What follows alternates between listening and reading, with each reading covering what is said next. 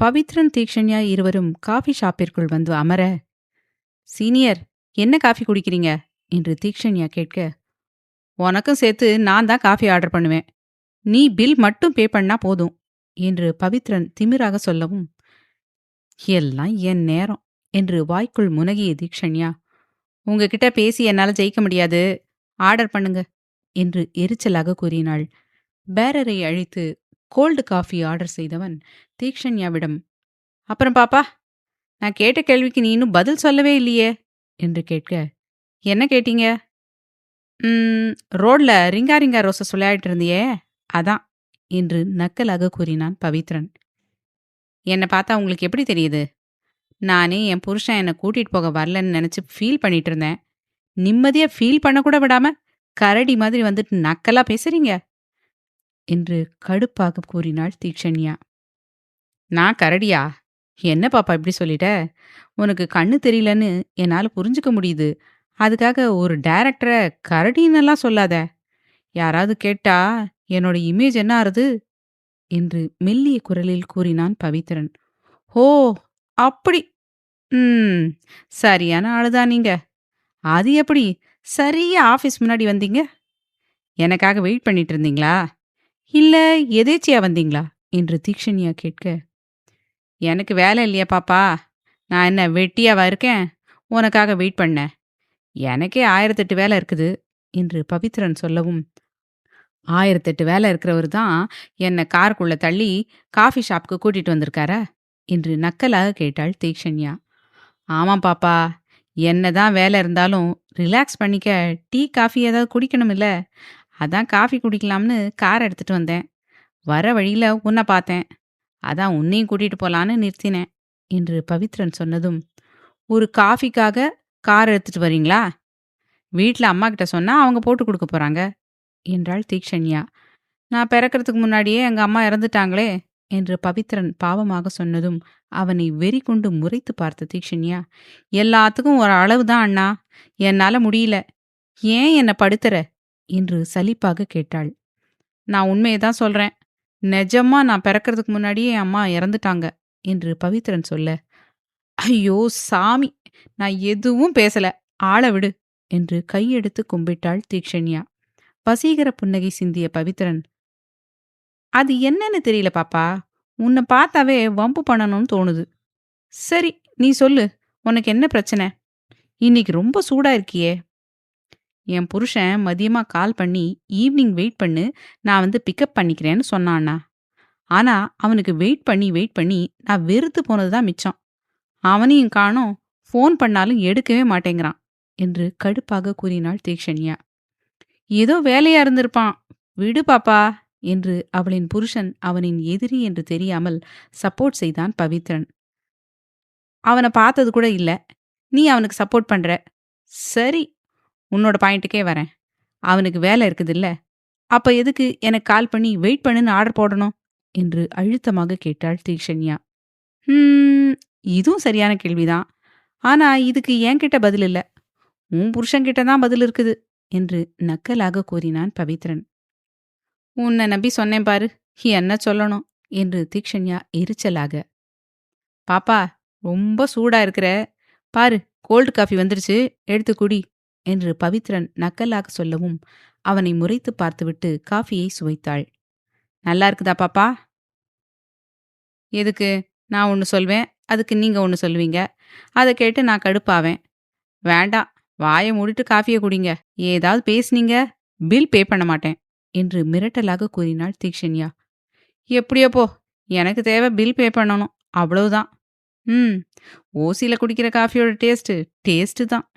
என் கழுவியும் தான் போடுமே கழனி தண்ணி மாதிரி உன்ன, அத மனுஷன் குடிப்பானா என்று வாய்க்குள் முனகிய பவித்ரனின் மனசாட்சி, கொஞ்சம் அடக்கி வாசிடா, தினமும் காஃபி ஷாப் வர முடியாது என்று சொல்லவும் வாயை மூடிக்கொண்டான்.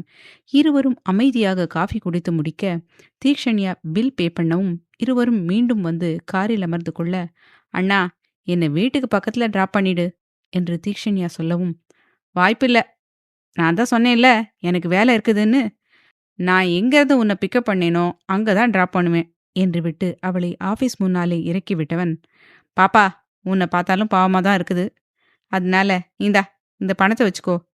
கேப் புக் பண்ணி வீட்டுக்கு போயிடு. நான் போயிட்டு வரேன். இன்னொரு நாள் மீட் பண்ணலாம். பாய் என்று அவள் கன்னத்தை செல்லமாக தட்டிவிட்டு சென்றான். இவனை நம்பி போனதுக்கு என்ன செருப்பால் அடிக்கணும். அப்பவே ஆட்டோ பிடிச்சு போயிருந்தா இந்நேரம் வீட்டுக்கே போயிருக்கலாம் என்று மனதில் நினைத்து கொண்ட தீக்ஷண்யா அவன் கொடுத்த பணத்தை ஹேண்ட்பேக்கில் வைத்துக்கொண்டு போனை எடுத்து கேப் புக் செய்தாள். அடுத்த 2 நிமிடங்களில் கேப் வரவும் அதில் ஏறிக்கொண்டாள் தீக்ஷண்யா. கேப் வரும் வரை அவளுக்கு தெரியாமல் தூரத்திலிருந்து அவளை பார்த்து கொண்டிருந்த பவித்ரன் அவள் காரில் ஏறிய பின் கார் நம்பரை நோட் பண்ணிக்கொண்டு காரை கிளப்பிக் கொண்டு சென்றான். தீக்ஷண்யா வீட்டிற்கு வரவும் வீடே அமைதியாக இருந்தது. நகைக்கடைக்கு போனவர்கள் இன்னும் வந்திருக்கவில்லை. மாயவன் மட்டும் சோஃபாவில் அமர்ந்திருக்க, மாமா எங்க யாரையும் காணோம் என்று தீக்ஷண்யா கேட்க, எல்லாரும் ஷாப்பிங் போயிருக்காங்க தீக்ஷி. கயலும் சாயிராவும் கிச்சன்ல இருக்காங்க. சாகி இன்னும் ஆபீஸ்ல இருந்து வரல என்றார் மாயவன். மாமாங்களும் கடைக்கு போயிருக்காங்களா என்று தீக்ஷண்யா கேட்க, ஆமா தீக்ஷி, அவங்க ஆபீஸ்ல இருந்து அப்படியே கிளம்பினாங்க என்று மாயவன் சொன்னதும், சரி மாமா, நான் ஃப்ரெஷ் ஆயிட்டு வரேன் என்று விட்டு அறைக்கு வந்து குளித்து முடித்து புடவை கட்டி கொண்டவள் கிச்சனுக்கு வந்தாள். கயலக்கா, நாள் காலேஜ் எப்படி போச்சு என்று தீக்ஷண்யா கேட்டபடி சாயிராவை பார்த்து சிரித்தாள். நல்லா போணுச்சு தீக்ஷி. அங்க இருந்த மாதிரி இருக்கும்னு நினைச்சேன். இங்க எல்லாமே டோட்டலா மாத்துற மாதிரி இருக்குது. இருந்தாலும் அட்ஜஸ்ட் பண்ணிக்கலாம். ஓகே என்றாள் கயல். அட்ஜஸ்ட் பண்ணிக்கிறதும் உங்களுக்கு தகுந்தா போல மற்றவங்கள மாத்துறதும் உங்ககிட்ட தான் அக்கா இருக்குது என்ற தீக்ஷண்யா சாயிராவிடம், என்னக்கா நான் சொல்றது சரிதானே என்று கேட்டாள். சரியா சொன்ன தீக்ஷி. ஆமா, என்ன காலையில உம்முன்னு இருந்த, இப்ப ஃபேஸ் டல்லா இருந்தாலும் பேச்சுல ஒரு வித துள்ளல் தெரியுது. என்ன விஷயம் என்று சாயிரா கேட்க, எதுவும் இல்லக்கா, எப்பவும் போலதான் இருக்கேன் என்று தீக்ஷண்யா சொல்லவும், இல்லையே, எனக்கு அப்படி ஒன்றும் தெரியலையே. கயல், இவ வித்தியாசமா தானே தெரியுறா என்று அவளிடம் கேட்டாள் சாயிரா. எனக்கு சரியா தெரியல. நீங்க தானே அக்கா அவளோட இருக்கீங்க. அப்போ அவ எப்படி இருக்கான்னு உங்களுக்கு தான் அக்யூட்டா தெரியும் என்றாள் கயல். சரி, இத ஆராய வேண்டாம் என்று சாயிரா தீக்ஷண்யாவிடம், தீக்ஷி காஃபி போடவா என்று கேட்க, இல்லக்கா எனக்கு எதுவும் வேண்டாம். நைட்டுக்கு சமைச்சிட்டீங்களா? இல்ல இனிமே தான் செய்யணுமா என்று தீக்ஷண்யா கேட்க, எல்லாம் முடிஞ்சது தீக்ஷி, நீ போய் ரெஸ்ட் எடுக்கிறதா இருந்தா ரெஸ்ட் எடு என்று சாயிரா சொல்லவும், சரிக்கா என்று விட்டு தங்கள் அறைக்கு வந்து பெட்டில் அமர அவளின் போன் சிணுங்கியது. சக்திதான் கால் செய்திருந்தான். போனை எடுத்து காலை அட்டன் செய்து, சொல்லுங்க என்று எரிச்சலாக கேட்டாள் தீக்ஷண்யா. சாரி, ரியலி சாரிடி. லாஸ்ட் மினிட்ல மீட்டிங் வச்சிட்டாங்க. அதான் என்னால வர முடியல. நீ எங்க இருக்கிற? வீட்டுக்கு வந்துட்டியா என்று சக்தி கேட்க, நான் வீட்டுக்கு வந்துட்டேன். வேற என்ன பதில் வேணும் என்று தீக்ஷண்யா கேட்க, ஏண்டி இப்படி பேசுற? நான் தான் சாரி சொல்லிட்டேன்ல என்று சக்தி மென்மையான குரலில் சொல்ல, உங்க சாரிய நான் அக்செப்ட் பண்ணிட்டேன். இப்போ நான் வச்சிடுவா என்று தீக்ஷண்யா கேட்கவும், ஓவரா தான் பண்ற. நான் இறங்கி வரதால தான் இப்படி துள்ற. இனிமே நானும் என் லிமிட்ல இருந்துக்கிறேன் என்று கடுப்பாக கூறினான் சக்தி. இப்போ மட்டும் உங்க லிமிட்ல இருந்து இறங்கி வந்த மாதிரில பேசுறீங்க. என்னைக்கு நீங்க சொன்ன சொல்ல காப்பாத்திருக்கீங்க? தினமும் ஈவினிங் நேரமா வந்துட்டு அப்புறம் ஆஃபீஸ் கிளம்புறேன்னு சொன்னீங்க. இப்போ வரைக்கும் அதை பண்ணவே இல்லை. நீங்க உங்களோட எல்லையில தான் இருக்கீங்க. நான் தான் என் எல்லையை மீறி போயிட்டேன் போல என்று எரிச்சலாக கூறினாள் தீக்ஷண்யா. பைத்தியம் மாதிரி எதையாவது பேசாத.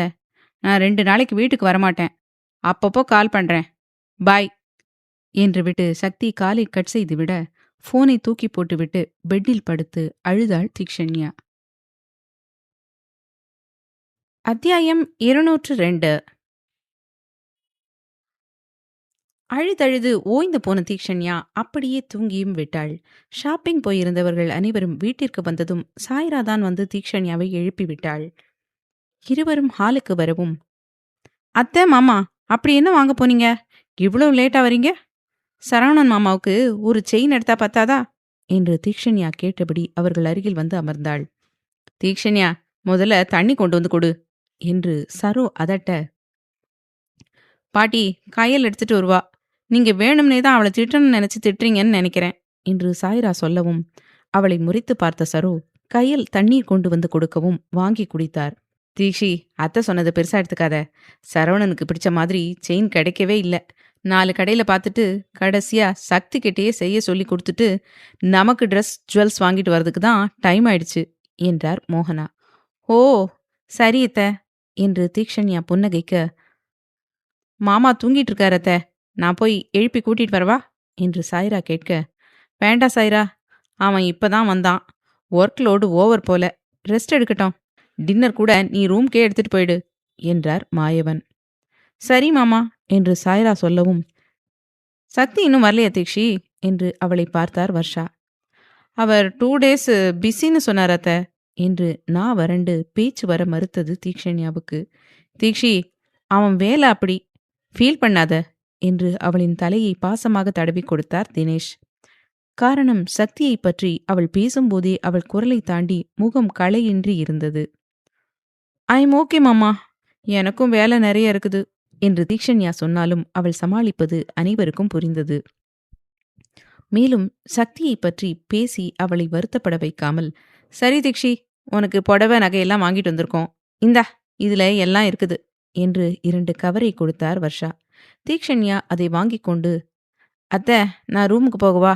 எனக்கு தலை வலிக்குது, என்று அவரை பார்க்க, சரி போ, நான் அப்புறமா சாப்பாடு எடுத்து வந்து தரேன், என்று வர்ஷா சொல்லவும் அங்கிருந்து சென்றாள் தீக்ஷண்யா. அவள் சென்றதும் மனைவி புறம் திரும்பிய தினேஷ், பாப்பா, உன்ன மாதிரியே தான் தீக்ஷி. அவளால சக்தி இல்லாம இருக்க முடியல போல. அவனுக்கு ஃபோன் பண்ணி அட்லீஸ்ட் நைட் டைம்லயாவது வந்துட்டு போக சொல்லு. தீக்ஷி மோகமே சரியில்லை, என்றார்.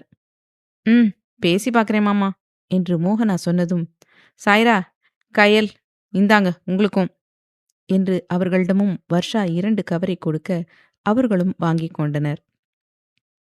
வியானுக்கு வாங்கினதும் அதுல தான் இருக்குது கயல். அவன் உன்கிட்ட தான் கொடுக்க சொன்னான். மறக்காம அவனுக்கு கால் பண்ணி பேசு. உனக்கு கால் பண்ணானா, நீ பிக் பண்ணலையாம், என்றார் வர்ஷா. ஃபோன் ரூம்ல இருக்குது அத்த, நான் பேசுறேன், என்று கயல் முயன்று புன்னகைத்தபடி கூறினாள். இங்கு அறைக்கு வந்த தீக்ஷண்யா கையில் இருந்த கவரை சோஃபாவில் வைத்துவிட்டு தூக்கி எறிந்த போனை எடுத்து வந்து கட்டிலில் அமர்ந்தாள். அவளுக்கு தலையே வலித்தது. ச்சே, அத்தான் ரேவதி அக்காவை தான் லவ் பண்ணிட்டு இருந்திருக்கார் போல. இடையில நான் தான் குறுக்க வந்துட்டேன் போல. இதை அத்தான்கிட்டயே கேட்கலாமா, வேண்டாமா? ஐயோ, எனக்கு தலையே வெடிக்குது. நிஜம் எது நிழல் எதுன்னு ஒன்றும் புரியாம கூட இருக்கிறவங்களையும் கஷ்டப்படுத்திட்டு நானும் கஷ்டப்பட்டுட்டு இருக்கேன். ரேவதி அக்கா சரவண மாமாவை லவ் பண்றாங்க. அத்தான் ஒருவேளை ஒன் சைடா லவ் பண்ணிருக்குமோ என்று நினைத்த தீக்ஷண்யாவுக்கு தலையை பீத்து கொள்ளலாம் போல இருந்தது. இதே யோசிச்சுட்டு இருந்தோம், கண்டிப்பா பைத்தியம் பிடிச்சுக்கும். எதுவா இருந்தாலும் அத்தாங்கிட்ட நேராவே கேட்டுடலாம். 2 டேஸ் அப்புறம் இங்கே தானே வரும், அது வரைக்கும் வெயிட் பண்ணலாம், என்று நினைத்து கொண்டு போனை நோண்ட ஆரம்பித்தாள். வாட்ஸ்ஆப்பில் இருந்தவள் உதயா ஸ்டேட்டஸை பார்த்து அதிர்ந்தாள். சக்தி, ரேவதி, உதயா, மீனா 4வரும் ஒன்றாக இருப்பது போன்ற போட்டோவிற்கு கீழே டுடே என்ஜாய்மெண்ட் என்று கேப்ஷனோடு வைத்திருந்தான் உதயா. ச்சே, ஏதோ ஒன்று சொல்லி என்ன நானே தேத்திக்கிட்டாலும் நீ நினைக்கிறதெல்லாம் பொய்ன்னு அடிச்சு சொல்ற மாதிரி ஒவ்வொன்றா நடக்குது. என்னை பிக்கப் பண்ண டைம் இல்லை, ஆனால் ஃப்ரெண்ட்ஸ் கூட என்ஜாய் பண்ண டைம் இருக்குது. ரேவதி அக்காவுக்காகவே போனாலும் போயிருப்பாரு. போதும் தீக்ஷி, இன்னும் எத்தனை நாளைக்கு நீயே உன்னை ஏமாத்திட்டு இருப்ப? நீ இனிமே உன்னோட வேலை என்னமோ அதை மட்டும் பாரு. தேவையில்லாம காதல் கத்திரிக்கான்னு உன் புருஷன் பின்னாடி நாய் மாதிரி போகாத, என்று மனசாட்சி கண்ணா பின்னா என்று திட்டவும் கண்ணிலிருந்து வழிந்த கண்ணீரை துடைத்து கொண்டு படுத்து விட்டாள். மோகனா சக்திக்கு கால் பண்ணி நைட்டு மட்டுமாவது வீட்டிற்கு வரச் சொல்லியும் சக்தி வரவே முடியாது என்று மறுத்துவிட்டான். மோகனாவும் அவனை வற்புறுத்தவில்லை. 2 நாட்கள் இருந்துவிட்டு ஆதி, சண்மதி இருவரும் சண்டிகர் சென்று விட்டனர். வந்தனாவின் விஷயமும் அனைவருக்கும் தெரிய வந்தது. வந்தனா செய்ததை நினைத்து அவள் மேல் கோபம் வரவில்லை. வசந்தின் மேல்தான் அனைவருக்குமே கோபம். சக்திதான் அனைவரையும் சமாளித்தான். இரவு பெங்களூர் கிளம்ப வேணும் என்பதால் அனைவரும் ஹாலில் காத்திருக்க வசந்த், காயத்ரி, வந்தனா 3வரும் உள்ளே வந்தனர். வாங்க, ராணா வரலையா என்று சரு கேட்க, அவனுக்கு வேலை இருக்குதான், நெக்ஸ்ட் ஃப்ளைட்ல வரேன்னு சொல்லிட்டான். எங்க சக்தியை காணோம் என்று காயத்ரி கேட்க, என்னத்த புதுசா அவன் மேல பாசம் என்று சாகித்யா அவரை செல்லமாக முறைத்து பார்த்தான். காயத்ரி முகத்தை திரும்பிக் கொள்ள, அத்த, நீ என்ன மன்னிக்கவே மாட்டியா? அவர் அருகில் வந்து அவரின் கையை பிடிக்க அவன் கையை தட்டிவிட்ட காயத்ரி, உன் மேல எனக்கு கோவமெல்லாம் இல்லை, லைட்டா வருத்தந்தான். வீடு, இதை பத்தி இப்ப பேச வேண்டாம், என்றதோடு முடித்து கொண்டார். வசந்த் அவர்கள் பக்கம் கூட திரும்பவில்லை. சாய்ரா தாய் தந்தை இருவரையும் ஆசையாக பார்த்து கொண்டிருந்தாள். மகளின் ஏக்கமான பார்வையை காயத்ரி உணர்ந்தாலும் அவளிடம் பேசவே இல்லை. வந்தனா பிடித்து வைத்த பிள்ளையார் போல் அமைதியாக நின்றிருந்தாள். வந்தனாக்கா என்று தீக்ஷண்யா அவளின் கையுடன் தன் கையை கோர்த்து கொண்டு, என்னக்கா இப்ப என்ன நடந்துச்சுன்னு இப்படி முகத்தை வச்சிட்டு இருக்க? எல்லாமே சீக்கிரம் சரியாகும், ஃபீல் பண்ணாத என்றாள். எனக்கு மட்டும்தான் தீக்ஷி தெரியும். இனிமே என் தீரன் என்ன அவரோட வாழ்க்கைக்குள்ள வரவே அனுமதிக்க மாட்டாருன்னு. வாழ்க்கையில பெரிய தப்ப யோசிக்காம பண்ணிட்டேன். இப்ப அதுக்காக அனுபவிக்கிறேன் என்று மனதில் மட்டுமே நினைத்து கொண்ட வந்தனா அவளை பார்த்து சின்னதாக சிரித்தாள். பாப்பா, உன் பையனுக்கு கால் பண்ணு. நான் பண்ணினா கட் பண்ணி விடுறான். வேணும்னே பண்ணாலும் பண்ணுவான். நீ கால் பண்ணி எப்போ வருவான்னு கேளு என்றார் தினேஷ். அவன் மீட்டிங்ல இருக்க போறான் மாமா என்று மோகனா சொல்லவும், ஒன்ஸ் பண்ணி பாருடி. அவன் வரதுக்கு டைம் ஆகும்னு சொன்னா நாம முன்னாடி கிளம்பிடலாம்ல. அதான் என்று தீக்ஷண்யாவை ஓரக்கண்ணால் பார்த்து கொண்டே கூறினார் தினேஷ். தீக்ஷண்யா அமைதியாக தலையை குனிந்து நின்றிருந்தாள். 2 நாளாக சக்தி பிஸியாக இருந்தாலும் அவளுக்கு கால் செய்தான். ஆனால் வீம்பு பிடித்து கொண்டு தீக்ஷண்யாதான் அவனிடம் பேசவே இல்லை. மோகனா மகனுக்கு கால் செய்ய கடைசி ரிங்கில் காலை அட்டன் செய்த சக்தி, சொல்லுங்க மாம் என்று சோர்வாக கூறினான். என்னடா ரொம்ப வேலையா? சாப்பிட்டியா இல்லையா என்று மோகனா கேட்க, சாப்பிட்டு தான் மாம் வேலையை பார்த்துட்டு இருக்கேன். நீங்க என்ன பண்றீங்க? நாங்க எல்லாரும் பெங்களூர் போக கிளம்பி உனக்காக தான் சக்தி வெயிட் பண்ணிட்டு இருக்கோம். நீயும் எங்களோட வரியா? வேலை முடிஞ்சுதா என்று மோகனா கேட்க, இல்ல மாம், எனக்கு வேலை இருக்குது. நான் நாளைக்கு மதியம்தான் வருவேன். தீயை விட்டுட்டு போங்க, நான் அவளை கூட்டிட்டு வந்துடுறேன் என்று சக்தி சொல்லவும், அவளும் வரேன்னு கிளம்பிட்டா சக்தி. இப்போ போய் எப்படிடா வர வேண்டாம்னு சொல்றது என்று மோகனா சங்கடமாக கேட்க, மாம், நீங்க அவட்ட போனை கொடுங்க என்று சக்தி சொன்னதும் தீக்ஷண்யாவிடம் போனை நீட்டினார் மோகனா. நினைச்சேன், எங்கடா இன்னும் என்கிட்ட போனை கொடுக்காம இருக்காங்களேன்னு. இதோ நீட்டிட்டாங்க. பேசாம இருந்தாலும் ஏன் பேச மாட்டியான்னு கேள்வி கேட்டே கொல்லுவாங்க. அதுக்கு பேசிடலாம் என்று நினைத்து கொண்டு மோகனாவிடமிருந்து போனை வாங்கி காதில் வைத்த தீக்ஷண்யா, ஹலோ என்று அழைத்தாள். என்னடி, ஃபோன் பண்ணா எடுக்க மாட்டியா? உனக்கு அந்த அளவுக்கு திமிராயிடுச்சா? புருஷங்கிட்டயே ஆட்டிடியூட் காட்டுறியே. நான் உன்னை அவ்வளவு சீக்கிரம் பெங்களூர் அனுப்பி வச்சிருவேன்னு நினைச்சியா? எந்த நம்பிக்கையில் அவங்களோட கிளம்ப ரெடி ஆகிட்டு நிற்கிற? நான் எத்தனை முறை சொல்லியிருக்கேன், நான் இல்லாமல் நீ எங்கேயும் போகக்கூடாதுன்னு. கேட்கவே மாட்டேன்னு முடிவில் தான் இருக்க போல. உன் புருஷன் உங்ககிட்ட புருஷனா இருந்து ரொம்ப நாள் ஆயிடுச்சு. வீட்லேயே இரு, இன்னைக்கு வரேன், வந்து உன்னை வச்சுக்கிறேன் என்று விட்டு காலை கட் செய்து விட்டான் சக்தி. தீக்ஷண்யாவின் முகம் பயத்தில் வெளிரியது.